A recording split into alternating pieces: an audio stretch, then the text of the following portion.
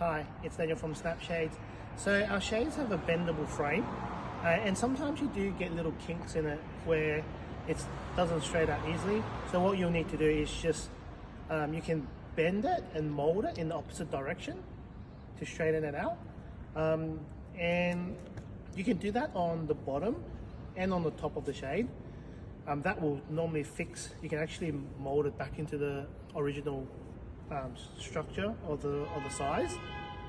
The other thing that we'll normally sometimes see is when the shades are folded up for a prolonged amount of time, they do have a little kink on the shade. So all you need to do is just counter bend the shade in the opposite direction, and it should fix itself up.